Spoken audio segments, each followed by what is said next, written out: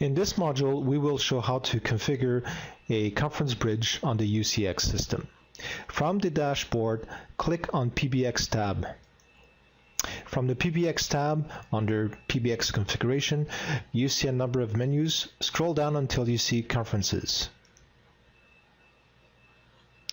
At this point in time, you have the panel to create a conference bridge. First field is the actual dial digits in order to access the conference bridge. So I'm just going to provide a random number of 560. You can give it a name, which will be useful later on if you want to make changes. So I'm going to call this one myconf. Then you have the ability to provide, obviously, a user PIN. I'm going to provide 1, 2, 3, 4, and also an administrative PIN, which allows you, in conjunction with leader weight, that has to be set to yes in order to be able to make use of it. I'm not going to make use of it for now. A user PIN is enough for me for my conference. And then if you scroll down a little bit, you got just a few parameters to configure, and you're close to getting this to work. The join message is essentially set to none by default, but you can also put in your own recording under system recording, and essentially put your company's branding greeting message, if you will. And I'm not going to take the leader weight option. I'm going to make sure that the conference bridge, once we log in, opens up right away.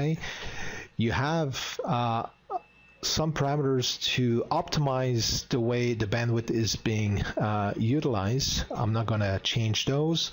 The quiet mode is an interesting one. That's the one that allows you to remove the sound to signify a party's leaving or joining the bridge.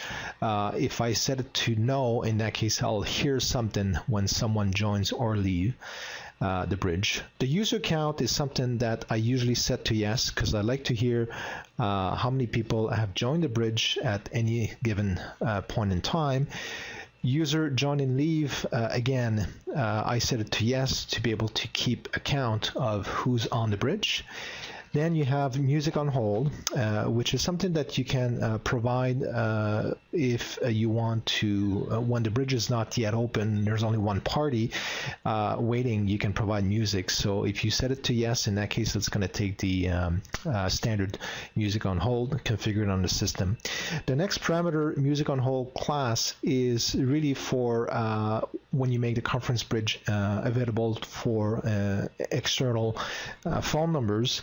In this case, it will inherit, if you set it to inherit, it will inherit whatever music on hold you have set up for an internal conference bridge to the company.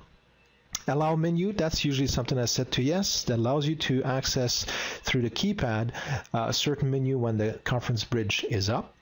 Record the conference, I'm going to leave that to no.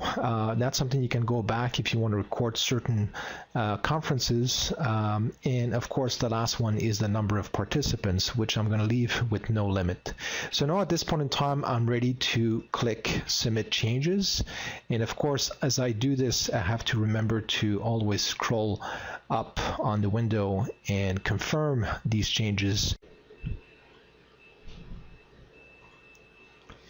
At this point in time, I have configured my conference bridge. I can give it a test drive, 560.